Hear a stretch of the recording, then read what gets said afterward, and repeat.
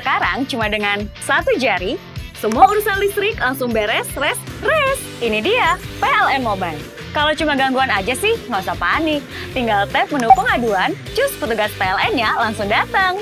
Atau mau isi token, pasang listrik baru, atau mau ubah daya, atau cek hitungan listrik. Urusan listrik serahin aja ke PLN Mobile. Hidup ini berawal dari sebuah mimpi, membawa keyakinan untuk meraih sebuah tujuan.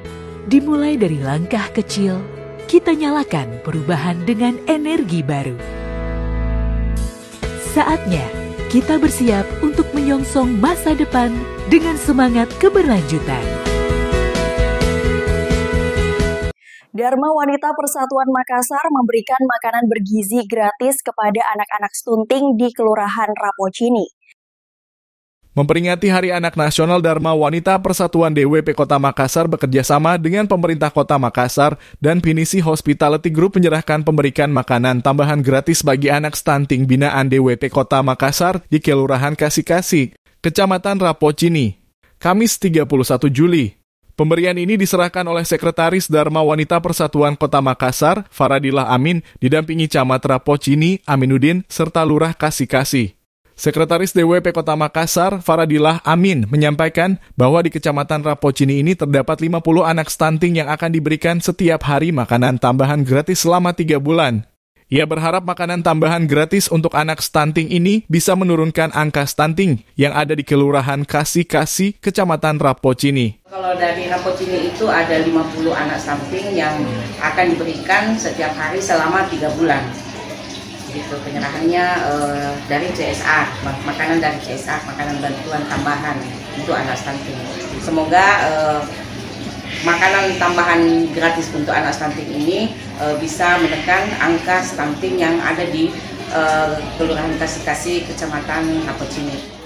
Camat Rapocini M. Aminuddin menyampaikan pemberian makanan tambahan gizi gratis di Kelurahan Kasih-Kasih merupakan CSR dari Pinisi Group Hotel Claro untuk anak-anak sebanyak 50 orang. Harapannya ke depan makin banyak pelaku usaha yang memberikan bantuan khususnya bagi warga Kecamatan Rapocini.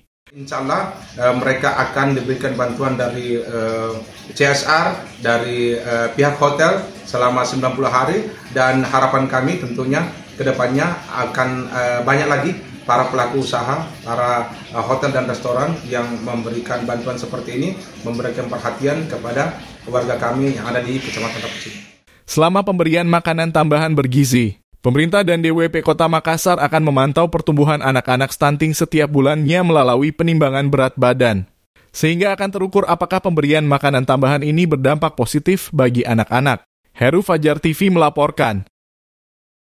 Terima kasih telah menonton. Jangan lupa subscribe, like, comment, and share. Saksikan terus informasi terbaru dengan menekan tombol lonceng hanya di channel Fajar TV.